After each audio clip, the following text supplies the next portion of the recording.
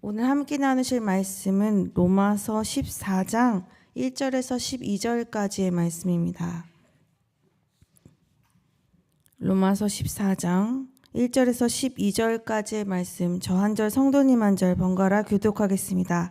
제가 먼저 1절 읽겠습니다.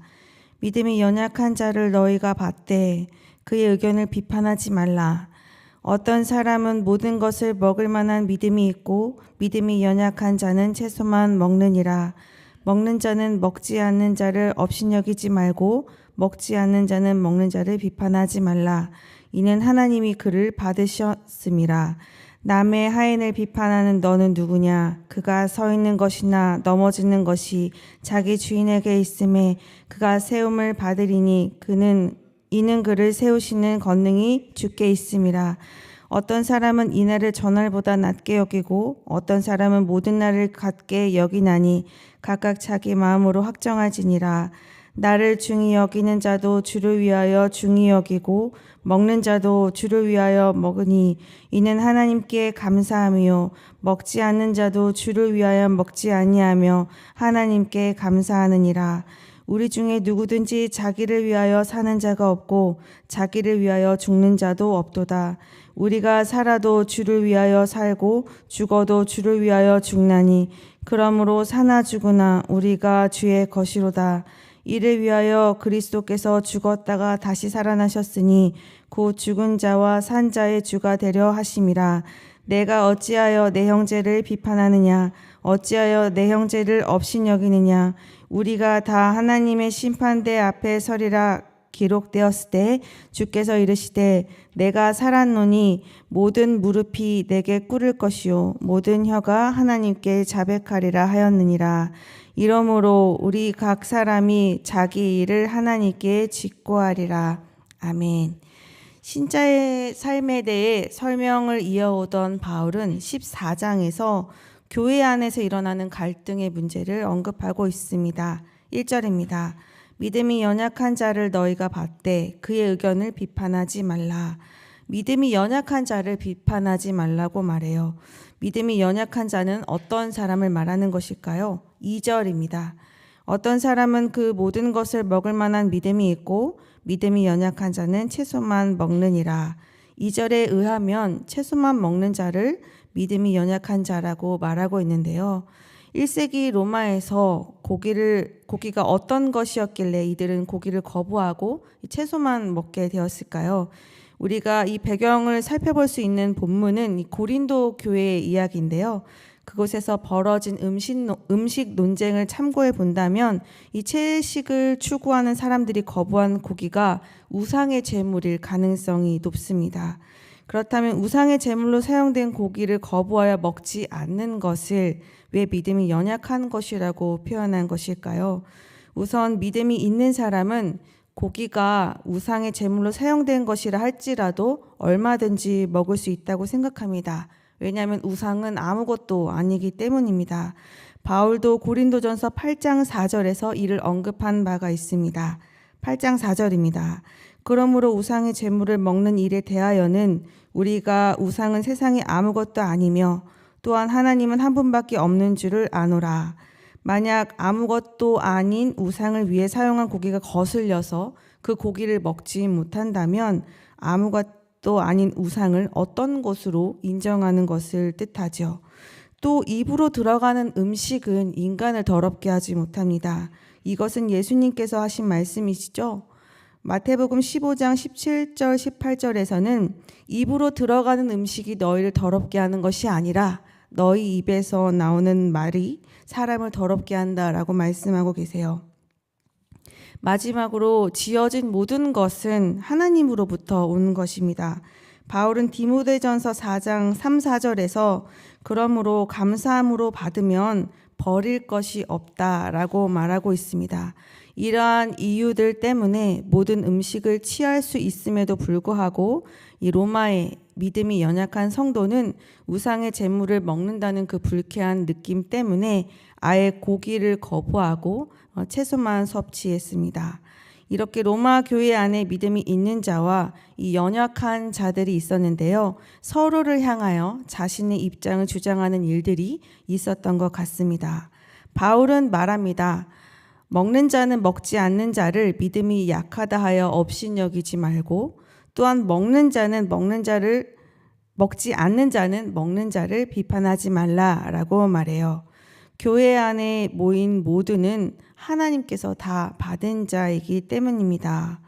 이렇게 하나님께서 믿음이 있는 자나 믿음이 연약한 자를 다 받으셨는데, 서로를 향하여 업신여기고 비판한다는 것은 사람을 향하는 것이 아니라 그 사람을 인정한 하나님에 대한 판단과 도전장을 내미는 것이나 다름이 없다고 말하고 있어요. 바울은 이어서 4절에 이렇게 말합니다. 남의 하인을 비판하는 너는 누구냐? 그가 서 있는 것이나 넘어지는 것이 자기 주인에게 있음에 그가 세움을 받으리니 이는 그를 세우시는 권능이 주께 있음이라. 4절에 등장하는 주인은 하나님을 말합니다. 그리고 하인은 하나님의 종의 신분을 가진 그의 백성을 말하지요.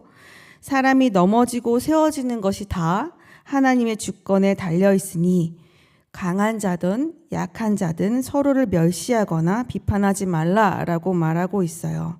역시 하나님의 주권을 넘어서는 판단은 이 하나님 앞에 도전장을 내미는 것이나 다름이 없음을 연이어 언급하고 있습니다. 로마 교회에 음식 논쟁 말고도 서로의 입장을 주장하는 일이 또 있었는데요. 그것은 날을 정하는 문제였습니다. 5절입니다. 어떤 사람은 이 날을 전날보다 낮게 여기고 어떤 사람은 모든 날을 같게 여기나니 각각 자기 마음으로 확정할지니라.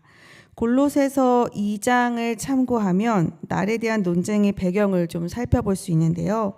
골로새서 2장 16절에서 바울은 절기나 안식일을 이유로 서로를 비판하지 못하도록 말하고 있습니다. 2장 16절입니다. 그러므로 먹고 마시는 것과 절기나 초하루나 안식일을 이유로 누구든지 너희를 비판하지 못하게 하라. 이 절기는 무교절, 칠칠절, 초막절을 말하고요. 이 초하루는 월삭을 말합니다. 이런 날들과 안식일을 다른 날보다 더 중요하게 여기는 사람들은 유대인일 가능성이 높고, 이런 날을 따지지 않고 모든 날을 동일하게 여기는 사람들은 이방인일 가능성이 높습니다. 바울은 이런 상황에 대해서 각각 자기의 마음에 정한 대로 확정하라고 말하고 있습니다. 특별하게 절기를 중요하게 여기지 않는 것처럼 보입니다. 바울은 골로새서 2장 17절에서 이 모세가 명령한 절기, 월삭, 안식일은 이 장래일의 그림자에 불과한데 그 실체가 바로 예수 그리스도라고 말하고 있어요. 골로새서 2장 17절입니다. 이것들은 장래일의 그림자이나 몸은 그리스도의 것이니라. 이 날들은 그림자에 불과하기 때문에 형제가 이것 때문에 서로를 비판하는 것은 옳지 않다고 말하고 있습니다. 각각의 신앙에 따라 절기를 중요하게 생각하는 사람도 있고, 이런 날을 구별하지 않고 모든 날을 중요하게 여기는 자도 있다고 말하는 것이죠. 저도 어렸을 때부터 전통교회에서 신앙생활을 했기 때문에 이 절기를 중요하게 여기는 환경에서 자라왔습니다. 근데 이것은 각각 좋은 점이 있는 것 같습니다. 사도 바울이 언급한 대로 우리는 그리스도를 이미 만났기 때문에 그의 모형 안에 있는 그 절기 앞에 우리는 사실 자유함이 있습니다. 모든 날을 그리스도의 날처럼 보내면서 최선을 다하면서 지내는 것 또한 하나님 앞에서 의미가 있습니다. 또 절기를 기억하여 지키는 것은 우리에게 도움을 주기도 합니다. 각각의 절기에 담긴 의미가 있는데요. 이것은 해이해진 우리의 마음을 바로 세우는 데 좀 도움이 되기 때문입니다. 무엇이 더 좋은가 그것을 결정하는 것은 각자의 마음에 드는 대로 마음대로 행동하라라는 것은 이 자율적인 바울의 겉면은 적당한 것으로 보입니다. 이어서 바울은 6절에서 나를 정하던 나를 정하지 않던 음식을 먹던 먹지 않던 그것은 중요한 것이 아니다. 서로 나누어져 있는 것 같지만 모두 주를 위해서 한다면 주를 위해 나를 정하고 주를 위해 먹고 주를 위해 먹지 않는 것이니 모두 함께 하나님께 감사를 드리는 것과 같으니 그런 것으로 된 것이라 라고 말하고 있어요. 바울은 모든 선택과 행위를 주를 위해서 하라고 말하고 있습니다. 이 주를 위해서 나를 정한다는 것은 어떤 의미가 있는 것일까요? 이 안식일의 시작은 하나님께서 천지를 창조하시고 하루를 완성하신 그날을 기념하시면서 쉬는 날로부터 시작되었습니다. 히브리서 4장 10절에 의하면 주님의 복음을 듣고 순종하는 자들은 이미 주의 안식에 들어갔다라고 말을 해요. 자기의 일을 평생 쉬기 때문에 일주일의 하루였던 안식일은 이 그리스도로 인해 모든 날로 확대되게 됩니다. 복음의 사람은 이제 자기의 일에 대해서는 쉬고 범사에 하나님의 일을 위하여서 수행하는 것이 되는 것이죠. 나를 중요하게 생각하는 사람이 주를 위해서 그것을 중요하게 생각한다면 주님을 위해서라면 쉬어도 안식이고 일을 할 때에도 그것은 안식이 되는 것입니다. 또 주님을 위해서 어떤 것을 먹는다는 것은 어떤 것을 말하는 것일까요? 사실 채소만 먹는 사람들은 하나님께 구별된 몸과 마음으로 살고자 하는 마음으로 그렇게 하는 것입니다. 이 모든 것을 먹는 사람은 또 하나님께서 허락하신 음식을 잘 먹고 주시는 힘으로 그 주의 일을 열심히 감당하는 것을 의미해요.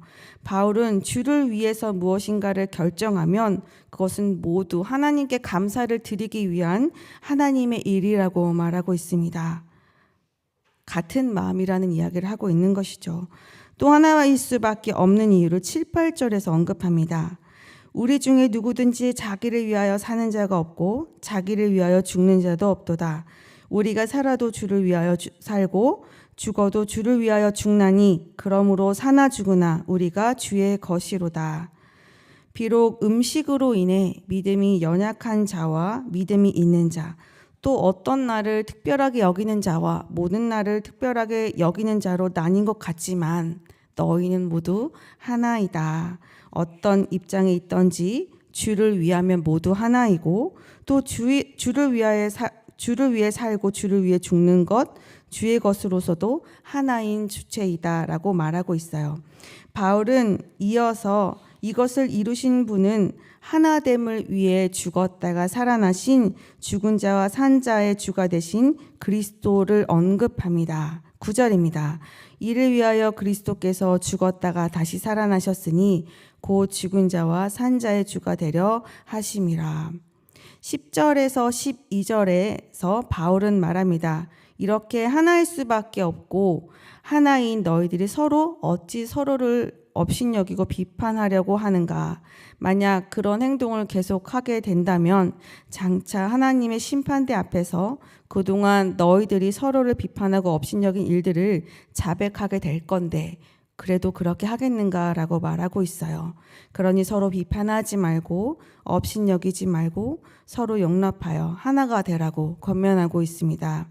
오늘 말씀을 통해서 교회 안에서 서로 다른 성도들이 하나가 되는 것이 정말 중요한 사실을 우리는 깨달을 수가 있습니다. 주 안에서 우리는 원래 하나였고 또 주 안에서 서로가 하나가 되는 것을 힘쓰며 살아가야 하는 것이 우리의 바탕이 된다는 것을 오늘 본문은 말해주고 있어요. 하나가 되는 것을 방해하는 것이 이 비판과 업신여기는 마음인데요. 비판과 업신여기는 마음은 자칫 보기에는 서로 다른 입장을 주장하는 것처럼 보이지만 사실 내가 상대방보다 더 높은 자리에 있다고 생각할 때 나도 모르는 사이에 나오는 나의 마음입니다. 오늘 말씀은 상대방을 비판하는 심판자가 되지 않도록 주의하라고 우리에게 말하고 있습니다. 모든 사람에 대한 심판의 고유한 권한은 이 하나님께 있기 때문입니다. 사랑의 뿌리를 둔 충성된 권고와 따뜻한 사랑으로 우리를 서로를 대하는 우리가 되었으면 좋겠습니다. 사실 이러한 관점이 주는 유익은 있습니다. 혹시 상대방에게서 우리가 비판의 소리를 들었을 때 우리는 그것에 대해서 상심하거나 더 이상 연연해하지 않아도 됩니다. 이 모든 사람에 대한 심판의 고유한 권한이 하나님께 있다는 것은 곧 상대방이 나를 향한 그 비판은 나의 인생에 아무런 영향을 끼치지 못한다는 것을 뜻하기 때문입니다.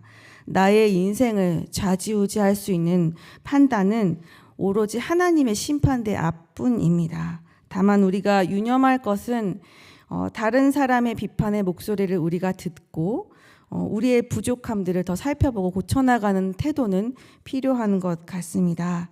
우리가 사실은 상대방을 비판하고 싶지도 않고 판단하고 싶어 하지도 않지만 우리의 마음속에서 이미 상대방을 향한 그 비판은 우리가 제재를 가하기도 전에 쏟아져 나오기도 합니다.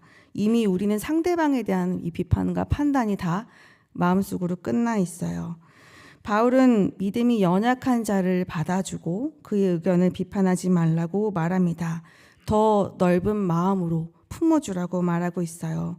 우리가 이렇게 상대방을 향하여 이미 빨리 내려버리는 이 판단과 비판을 조금 늦출 수 있는 방법은 어떤 것이 있을까요?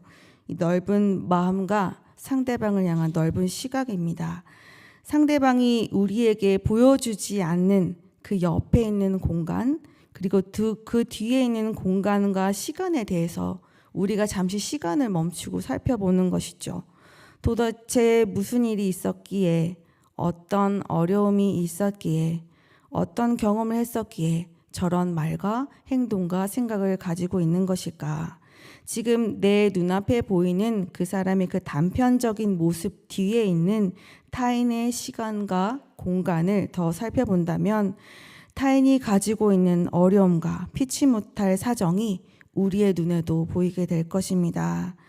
우리에게 더 넓은 시각과 이러한 마음을 주시기를 원합니다. 주님 안에서 비판이 아닌 공감으로 서로가 하나가 되는 우리가 되었으면 좋겠습니다. 그리고 하나가 되는 것에 그 누구보다 앞장서서 주님께 쓰임받는 그릇이 되기를 진심으로 소망합니다. 함께 기도하시겠습니다. 사랑이 많으신 하나님, 은혜 주심을 감사합니다. 오늘 말씀을 통하여 하나인 우리가 하나를 추구하며 살아가야 하는 존재임을 알게 하심을 감사합니다. 우리 안에 너무나도 잘 발달되어 있는 남을 판단하는 그 비판의 시각을 겸손함으로 내려놓게 하여 주시고, 주께서 우리를 판단치 아니하시고 용납하시고 사랑하심과 같이 서로를 향하여 주 안에 하나로 살아가는 우리가 되게 하여 주시옵소서. 그동안 하나님께서 사랑하신 우리의 지체를 향하여 혹시 마음속으로 업심여기거나 비판한 죄가 있었다면 용서해 주시고, 가정에서 때로는 직장에서 또 교회 공동체 안에서 그 누구보다 하나를 이루는 일에 앞장서고 쓰임받는 주님의 귀한 그릇이 되게 하여 주시옵소서. 감사드리며 예수님의 이름으로 기도드렸습니다. 아멘. 두 가지 기도 제목으로 기도하신 후에 개인 기도로 나아가겠습니다. 우리의 가정, 직장, 교회의 공동체가 주 안에서 하나의 사랑을 누리게 하옵소서. 하나님 앞에서 비판보다는 공감의 사람으로 주님께 쓰임받는 그릇이 되게 하소서. 함께 기도하시겠습니다.